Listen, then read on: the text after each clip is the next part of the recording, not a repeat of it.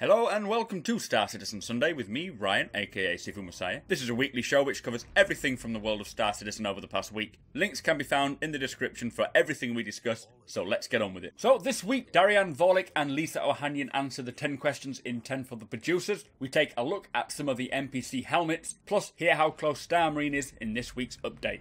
So, starting this week, we had Lisa Ohanian and Darian Vorlik in 10 for the producers. This is episode 11. I didn't pick out all the questions, but starting with the first one is, what are you doing to ensure you don't release a product too early, but also not to postpone it over and over again? And in regards to too early, they say that this is due usually because of publishers trying to push, they've made promises to retailers to get the game out on a certain date when they say. So often these games will release patches later on to try and fix the other bugs that were released with the actual release of the game. But also often release dates are actually set by the retailer. They'll put it up on the website. It doesn't have any relevance to anything the developers have said. It's just they want to put a specific date because they can't list it on the internet apparently otherwise, or something I've heard along the lines anyway. But I don't think we have to worry about CIG releasing anything too early. It doesn't have a parent company, so they're not beholden to deadlines. It is only what they say. And all the dates of releases are set collectively from the whole team. So each studio that's working on the game, if one of them says they're not ready, then they'll push it back. It's what we sort of buy into, is that we don't have a publisher, so they're not going to release a properly unfinished product and claim it as a finished game like you often see in some things like Battlefield or The Sims, things like that. It's not going to happen in that way, and they really want to reach benchmarks before releasing anything. So unfortunately it does get delayed quite a bit because they have not reached the benchmark they want, but it happens, and they're working on ways to stop it from happening, but we all expect it in some areas. Anyway, next question is, how many individuals touch a ship, figuratively speaking, before it's released? And she did go in to specify each and every individual sort of category that does have contact with the ship, but it's a minimum of about 30 to 40 people, and that's before it gets into QA and bugs, so there's a lot of people that actually have an influence with the ship from its concept stage all the way up to sort of being released. But then after that, obviously, there's QA that go in and find the bugs, and then there's the bug smashers like Mark who go in and fix the bugs. So there's a hell of a lot of people. Anyway, moving on. Can you give us an update on the components pipeline, and when can we expect to see something other than weapons and shields in the REC store? That's a good question, something I've been thinking about for a while. They say they cannot say about the store, but they are making lots of progress on components. The pipeline is fleshed out, and they're having lots of meetings trying to discuss it all. The first pass concept for every component type is done. They have one for every size so far, and they also have the basic concept art for visual cues, so you can recognise each component when you see it, so you'll automatically know whether it's a power plant or a cooler just by what it looks like. So if you walk into Dumper's Depot and you happen to come across a few items that you're looking for,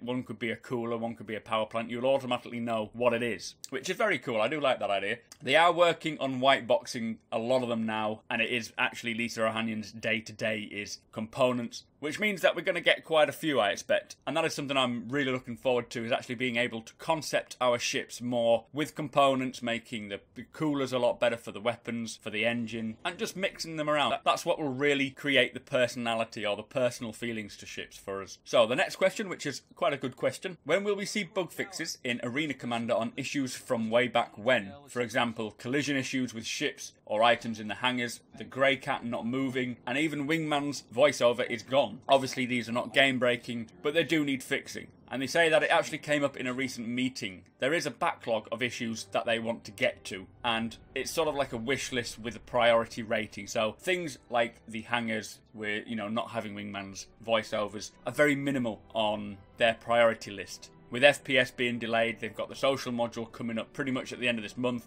Things like that are being pushed back, but they are now looking at the backlog as Gamescom is over and starting to reduce them. So they are working on all the old niggly bugs that were from when the hangars were first opened, really, when they were first released, but they just didn't have any priority. So they're starting to settle things out, and it looks like they're getting on track with things, and we should start seeing some proper fixes within the hangars very shortly, which is good news. So the final question I've picked out is, within Star Citizen, will there be support for networked devices like tablets and the like, i.e. multi-monitors with touchscreen? He has 4 monitors, 2 of them are touchscreen. He would love for this feature. That does sound pretty cool. And they say it's a great idea. Tablets are in the works, but they cannot give a solid answer on the rest. Now with tablets, that is actually a stretch goal where we can use our tablets to manage our inventory. The There will be an app coming later on, but again, priorities. And in regards to the monitors, it all depends on Chris Roberts' vision. They would like to support everything, but they say you'll have to wait and see because it depends on what Chris Roberts thinks. Now, it doesn't mean that they're never going to come in. It doesn't mean that we're not going to be able to use touchscreen monitors. But again, prioritizing, it is something that is going to be down the road. It's not going to be the first iteration, maybe not even the second iteration, because they have got so many features that they need to put in. But one day, you know, if this does have a 10-year lifespan, we may see that. Anyway, that was 10 for the producers. Tell me your thoughts. On the next Empire Report, after the overdose death of Nadine Rampino, her friends and family are saying it could have been prevented if Widow was legalized. Could lives be saved if the use of the drug was safer? New allegations emerged today during the equivalency score-fixing trial on Lowe. Testimony from former Imperial Department of Education worker Arthur Benio implies that the corruption may be even deeper than previously thought. We look at how many other systems could be involved. Zero-G Yoga. Will Tara's new fitness trend be good for your back or potentially break it? What you don't know could hurt you. All that and more on the next Empire Report at 2200 SET. So on to Around the Verse. This is episode 57. Sandi was back. She has been to the venue for CitizenCon, setting it up and getting the seating plan ready. They did say that you can actually enter the Concorde, which is good. So happy about that. I'd love to. I've never seen a Concorde in real life. But anyway, she's also been to London and Manchester. She went to London for the mocap. They're doing a couple more scenes or a couple more animations. She's also looking to hire someone with marketing experience. You need to enjoy events. You need to know a little bit about merchandising, and don't forget it's a front-facing company. So if you are going to be employed, everything is in the eye of the cameras. So bear that in mind. If you are someone who has had experience, I'll try and find a link or somewhere that way you can apply. I do have a CIG jobs link in the description, so I'll assume it's there. So if you are looking to work with Star Citizen or on Star Citizen, please check out the link where it says CIG jobs in the description and see what jobs are available. They are always looking to hire someone somewhere. Anyway, Ben is going to DragonCon with Dave Haddock and David Ladyman. He is actually sitting on a panel, is Ben. I think he goes every year. The Merlin is available till Monday, so if you are watching this now, unless you're in Australia, sorry Peter, then you will probably have missed out on the access to the Merlin, but if not, you have one more day to get in there and fly it out. Also, the Gamescom free flight ends on the 24th, which is again the Monday. Anyone can register for a free account and then download the game, and then you can play it completely free. No need to pay any money. So it's a good way of testing your rig, testing out whether or not you'll like the game, but do bear in mind this is just Arena Commander. This is nothing else. So the Austin team are working hard to get Arena Commander 1.2 out, which is the social module, and the first release to PTU will be very soon. They're going to do some stress testing details as it happens, they said, so we should see that. They did say at the end of this month, and there's only really like a week left. So, news from Around the Verse, starting with Santa Monica CIG. They are finding out what to do for CitizenCon and what features and tools that they will need. They're working on a ship schedule, making sure that all is syncing up. This will actually predict what ships come next and what components come up. They're fixing a lot of bugs from before. They're working on the Herald, and they're doing another balance pass, which is always good. So, on to Ilphonic. They are working on the Arrowhead sniper rifle and just tweaking it a little, adjusting the recoil because it was way too much before, and the charging mechanic now has an overheat feature where if you hold it for too long, it'll start shaking and eventually, I don't know, burn out or overheat, and then it will disable the weapon for a short while. Although if you actually manage to build it up to the highest and get a shot off, it'll be the highest power you could reach, which will most likely be a one-shot kill. They're also reworking the textures on the scope, and it's also going to have a variable zoom, which is pretty cool. They've finished doing the hip fire peek out, so if you step out from cover, you can take a hip shot, which won't be very accurate, but it could be good for putting down cover fire. They've been fixing some gadget placement issues, like the shield would get stuck on someone's torso on their waist, and also in regards to the new rig, they are reparenting the weapon to the hand, and the rig actually helps with ragdolls and hit reactions. So Santa Monica in Austin, the animations team are starting on bespoke custom Squadron 42 characters. They're getting the new skeletons for, they call it hero characters, and they did say that they will be the actual sizes of those people, so it could be some of these film stars, getting them to the right scale so that we would automatically recognise them. They're also kicking off Microtech, which is another Stanton planet. It is one of the 4 of the big ones. Microtech make the Moby glass. They did say that we'll see some concepts and design work soon. So after news from Around the Verse, James Pugh sat down with a chap called Jeremiah Lee, who is a character concept artist, and he's currently working on the Shuban Miners EVA suit, which is what they will wear when they need to fly out and grab materials or minerals, from the asteroids. He's also working on other suits for NPCs. Before he started doing the Shuban Miners, he was working on the deck crew and the EVA suits for the UEE. So if a Bengal got hit, then these NPC characters would need to get their EVA suits on and then EVA out and fix up the ship where it's been hit or if there's a hull breach. He's also been working on the firefighters suits for NPCs on board things like the Bengal as well. So there's going to be a fire crew on board, which is something I'd never even considered. And I don't see why this couldn't be a member of your own ship. If you have a Javelin, you could have a couple of people as firefighters who would run off, and if a fire obviously broke out anywhere on the ship, they would run out and sort of fix it. We do actually see some firefighting helmets up next, so do stick around. The first pass concept for the hero characters on Squadron 42 is something he's also working on, which is very cool. Again, these hero characters must be the famous ones that we will recognise. He says Chris Roberts is very particular with what he wants. He is easier to work with than most, but when it comes to Squadron 42, he's very, very particular, which is good to know. Anyway, on to Omar Aweda, who is the concept artist, and he's working on helmets. Now, this is a pretty cool little snippet in Around the Verse where he explains the process of creating helmets and where it comes from and then how they end up looking like they do. He says they use Maya for general shape, and then once approved, they get the material shaped out. We can see an EVA helmet here. Now, the view is less obstructed, so you've got this huge glass panel for your view. Don't adjust your sets, it's just the progressive render. It's just how Maya handles it. But that does look cool. And then obviously this red one is the UEE Navy firefighter's helmet. Very, very nice. This is obviously going back to Jeremiah Lee's interview. Now, the yellow UEE deck crew helmet has a detachable oxygen mask, so in an emergency you can EVA. They've also included the interiors in all of these, so you can actually see inside them, which is very nice, a lovely touch. So if you see a helmet sitting there, you can see the inside of it, the interior. You can see how it's come about, how it's made. Such fidelity on these helmets. I cannot wait to have a selection on my wall in my hangar. It would be so cool. Anyway, once approved, they get placed on the characters to see, and we can see there the deck crew final. They say it's quite accurate to how it should look, but not 100%, so there may be slight tweaks with colours and so forth, but that is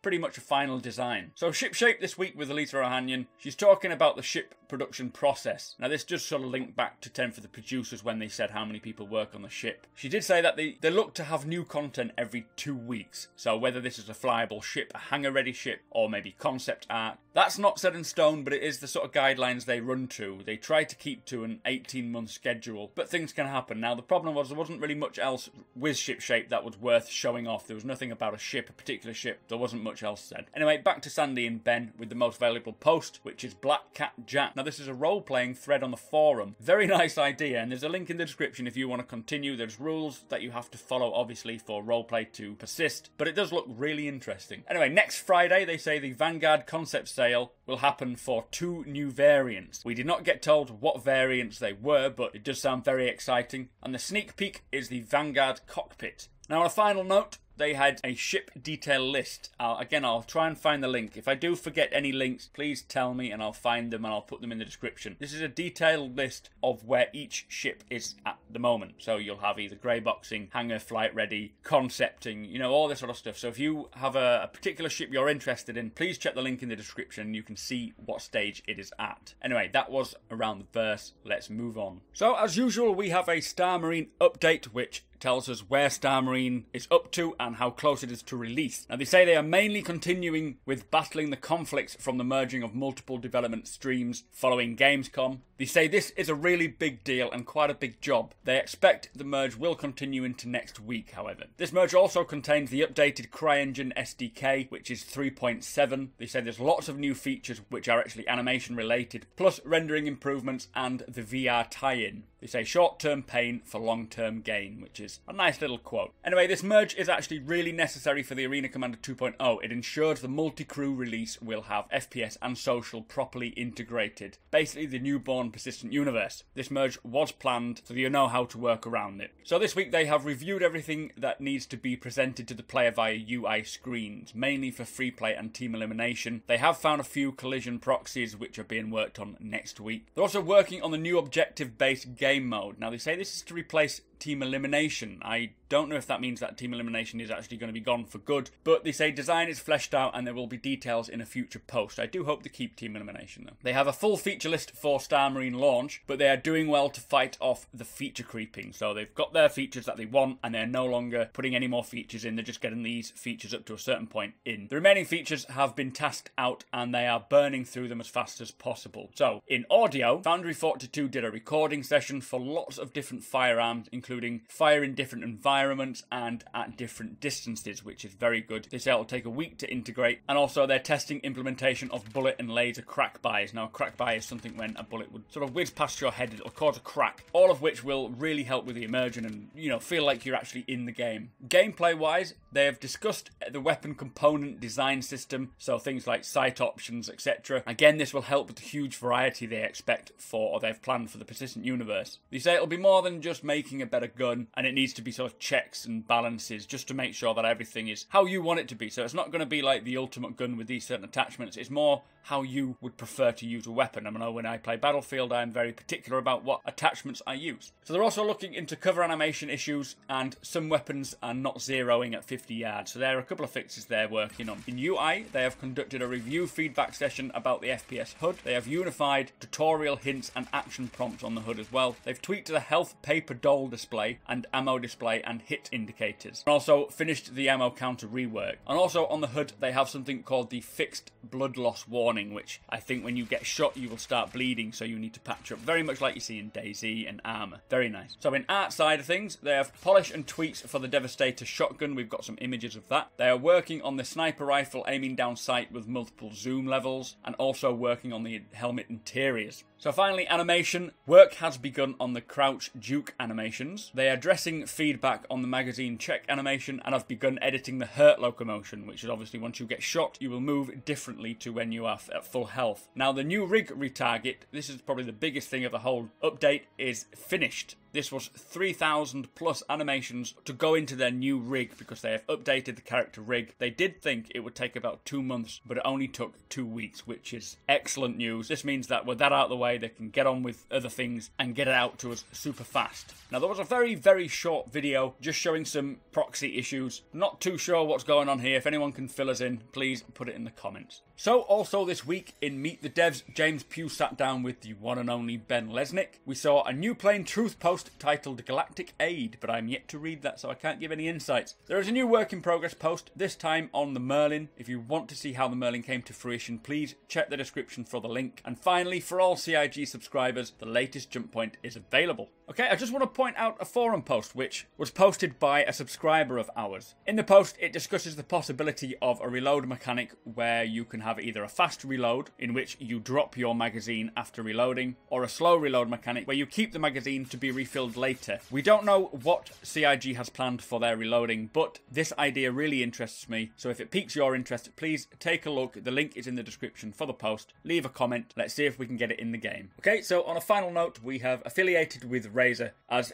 we feel they make excellent gaming products, and if you want to help our channel out, plus buy amazing hardware, use the link in our description, and we'll get a little kickback every time a product is bought. So yet again, we have come to the end of the show. I just want to say a big thank you to all our subscribers and a massive thank you to all our patrons. You are truly helping our channel grow. If you are interested or able to help us out in way of a monthly donation from as little as $1 to any amount you deem fit, check out our Patreon page in the description. This really, really helps our channel to create more videos, better quality videos, and it allows us to get better hardware, better software, plus it allows us to spend more time on creating the videos. Don't forget to subscribe, comment if you have anything to say, show me the love by hitting the like button, and share it with all your friends and enemies. Thank you for watching, and I shall see you in next week's show.